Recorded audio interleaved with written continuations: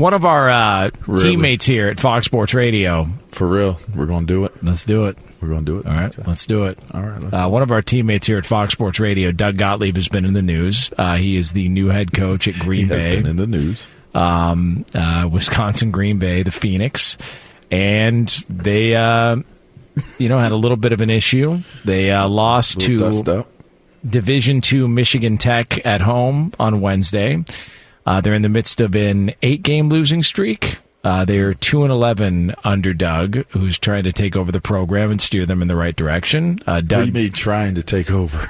You guys are taking it over? Well, no, he's taking over trying to steer them in the right direction. Okay. All right. And so the reason this popped up in the news this week is because Doug had a little bit of an issue with a report about Sacramento State's NIL funding and how much they had, as opposed to what the reality is with Adam Schefter, who reported it initially.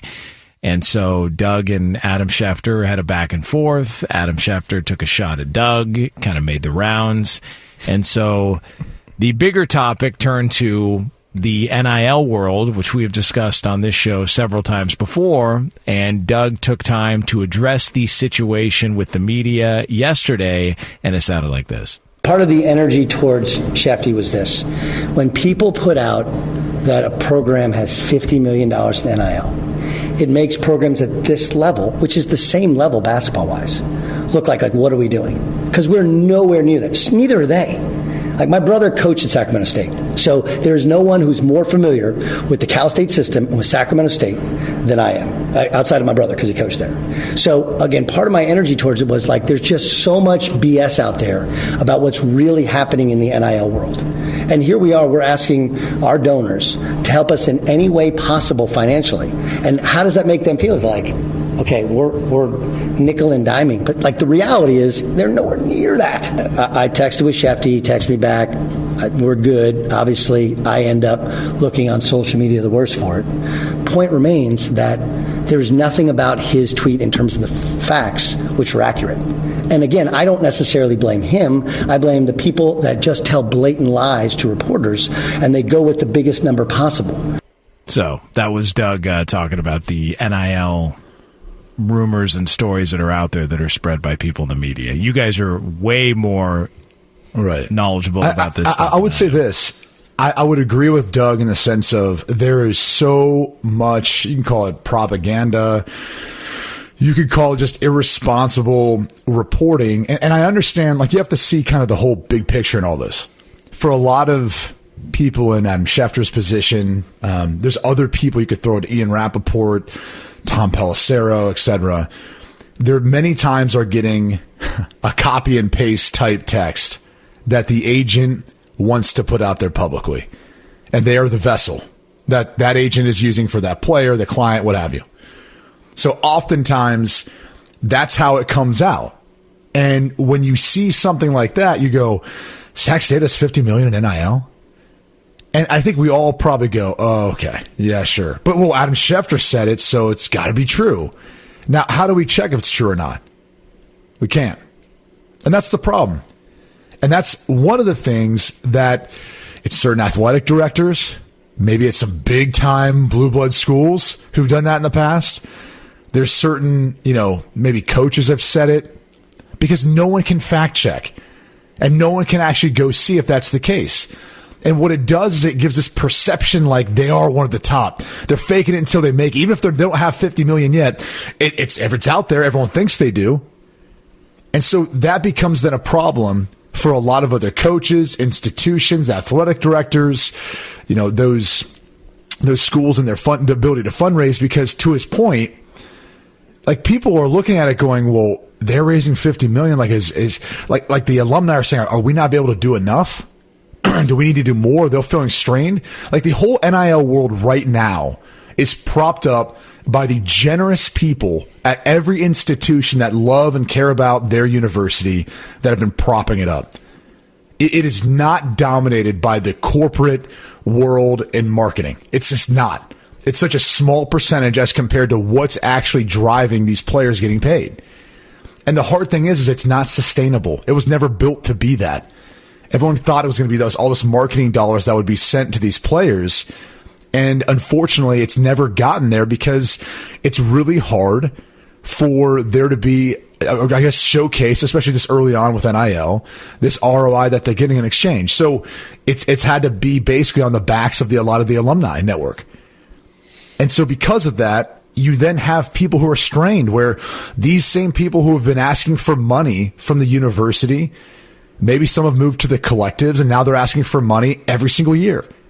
And they're asking for the support every single year.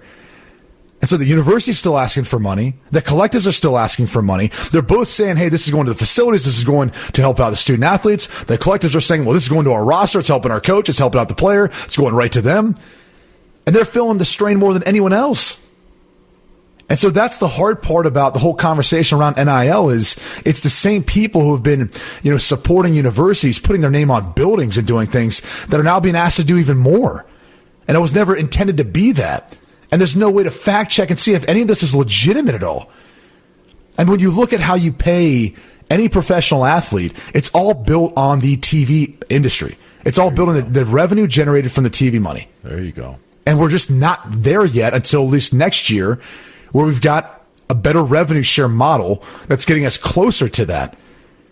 So I understand Doug's frustration and why he pushed back to Schefter.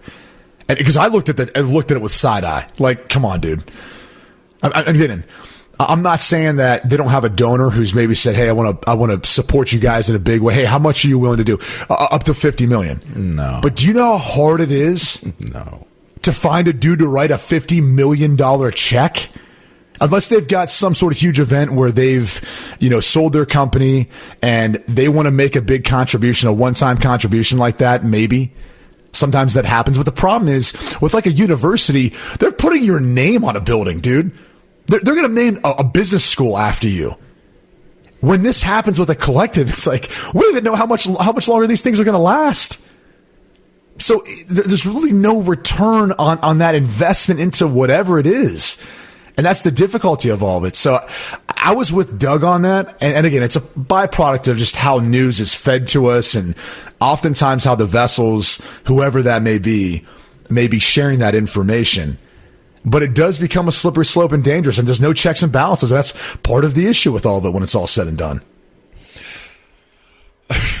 I guess I'll just I feel like you covered it, like in terms of how I interpret it when I looked at it. I looked at it from more of a Doug to, Rappaport, or not Rappaport, but Schefter type of deal. How so? Explain what you mean. I don't know. I don't know. I think that when you're in a situation maybe that you find yourself in, you're in media, but you are a coach, that's a slippery slope, right? That's a balancing act that you have to figure out how you find that sweet spot, because in moments like these, you're media, but you're also a coach. But you're a coach, but you're also media. So how do you navigate it? And that was, that was what I took away from it. Like getting into all of the details of the NIL aspect of it. That's I think that your explanation is spot on. But when somebody takes a shot at you, and your media, and you have a forum to be able to a platform to actually go on, and it's a major one, in Fox Sports Radio, and you're able to talk about how you feel or clear up how you feel. I think it's interesting, because the way the exchange went, they were throwing shade. Like, well, I think Doug was being Doug. Because Doug has opinions, and if you know Doug Gottlieb, you know that's Doug is going to have an opinion about things. But it's like the first thing I thought when I saw it, and then even when I heard like the response, it's like you're talking about something that sure he's knowledgeable of. His family is coach. I believe his dad was a coach as well, right? Like it's a family of coaches. Yeah, his brother too. Yeah, so I know he has. His brother coached at Sac State, which correct. I don't know if they. Yeah, he did mention it. I like I said, I know he comes from a family of coaches and a family of people that play ball. He played ball, but it's like in those moments, was it even because if it felt like he took offense to, you know, the I don't know. I don't know. I'm trying to like tread on it because he's my colleague. You know what I mean? But it just. Well, I think it's a difficult position to be in when you're a coach and you're in media. Right. So, but let me ask you this. Most coaches, they will have a coaches show. They have a film review session. I mean, they're obligated throughout the year. And maybe this is only my perspective from football because that's what I know. Mm-hmm. But they're obligated at least 1 to 3 times a week with some sort of media obligation outside of just a press conference, like doing a coach's show, doing appearance somewhere, doing like a film thing. Mm-hmm. How does that differentiate? Like, I understand Doug's schedule and everything else he has going on. You're limited to one topic. Well, and that's fine. But I mean, it's there's different also topics, but it's like one. You know what I mean? Like you're talking about your team. You're talking about your team and their opponent. Right. Like it's different when you have to talk about everything. Okay. It's based off of you. So let me pivot to this then. Let me pivot to this because I wasn't kind of done asking the question. Go ahead. How many CEOs have a podcast right now? I mean, hell, Schefter, the guy who's saying that to him, he has a podcast amongst being an insider, amongst doing NFL, amongst doing everything else that he does, and whatever else that comes along with that, right? Mm-hmm. There's a lot of people that, like I know, that now have a podcast, but that's not by in any way, shape, or form, their main form of business or function. Mm-hmm. Yet it's part of a marketing tool and brand that they have that accompanies that, but sometimes it spins off into a production company. So, why are we viewing it different now for Doug if there's so many other people out there that have a podcast and producing or creating a podcast is not their main form of business, but it gives them this opportunity to talk about so many other things that are out there? Mm-hmm. I mean, I think it's a valid way of looking at it. It's a valid question. Let me ask you this. Do you think in terms of how Doug does media and the platform that he does it on with Fox Sports Radio, does that have any impact or any bearing on it? In terms of your opinions, in terms of your criticisms, I would say ultimately that's the differentiator is that you have to walk a fine line when you're representing a university. For what it's worth, you got to walk a fine line, doing what we do. Yeah, we have a little bit more liberties and a little bit more freedoms because we're purely just doing our takes and giving information and life experiences on things that are connected to the stories that are out there. But I think when you're as opinionated and as strongly opinionated as Doug has been, that's your brand. Your brand is to be kind of that guy that, Doug mixes it up. Like he stirs it up. And he admitted to that. And he said, look, I have an ability to get under people's skin. He knows that. Like, I've always gotten along with Doug. We've always been super cool. I have zero beef with Doug. Like I'm not, that's why I'm trying to kind of talk about it in a way. Cause it's like, that's our teammate.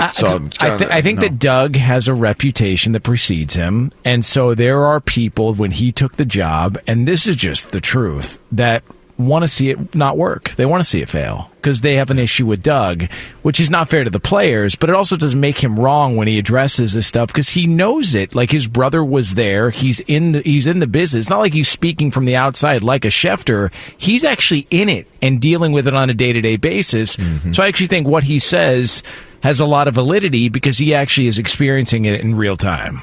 Yeah, and I don't think that's up for debate, though. I don't think that's the part of this part of it. The only reason why this part of it becomes the conversation point is because of what you said originally, right? It's the original part of the conversation that makes the latter of it relevant. You know what I mean? If it comes from somebody else, I think it's received and it's perceived differently. I think that it is because of that reputation. Let me ask you this. So you're saying it's reputation built. It's not the current results of what's happening with the team that is coupled into that. Yeah, it is. It is because, again, it's because people want to see Doug struggle. Like people because people invest in opinions. It. Yeah. Okay. Yeah, and here's the thing: is I'm not. By the way, I'm not trying to come off critical in any way. In fact, like I said earlier, I'm just giving perspective on it. So you're all right. And I support it. I support Doug as far as what he said in regards to NIL.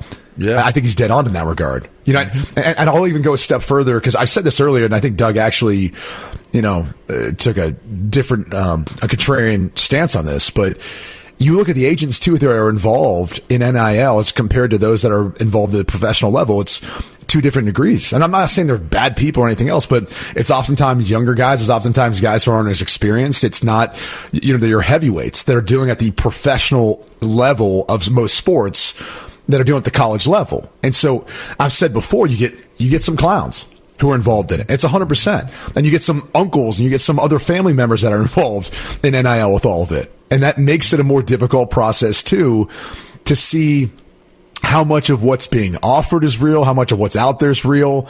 And Doug can, he's been in it now, and maybe he disagrees with that still. But I would stand there and say, had been my experience. So I'm not trying to come off as critical in any way. I think the bigger picture thing that's interesting about that is, aside from the NIL conversation, is when you look at what Doug is able to do while he's coaching / having a radio show, having a podcast that does touch on all these topics, is it's not really that different from what we're seeing out there in the business world in other places. We just don't view it the same because we don't see that CEO's business win or lose week in and week out. We don't get to watch them and say, well, there's a scoreboard. We can keep track. Like, we know how you're doing as a coach. Like most CEOs, after they file the reports, or maybe if they're a publicly traded company, you see their stock price and you associate their performance to that. But that's the difference. Like, I would actually say he's kind of a first mover in this space as far as what he's doing. And so I don't know if that comes off as defending him or not. I'm just kind of pointing out the perspective perspective. That's all like Schefter is taking a shot at him because of their short-term results. It's year 1. Mm-hmm. Like, what does he look like in year 3? If they win their league in year 3 and he's still doing the podcast and everything else, it's like, are you going to be critical now? And the truth is like Doug was being critical about something that, to me, I think a lot of people talk about behind the scenes. I mean, when we've seen people who have literally tweeted out stuff that came directly from the agent, like we've seen those tweets, what they've looked like. We've seen them in succession. Am I wrong, Jonas? Every you'll see the same tweet set out by every reporter. You're like, God, there's no way they're just looking over each other's shoulder. It's a press release from an agent or from somebody, and they just copy and paste it and try to be the first one to send it. It's brilliant. There you go.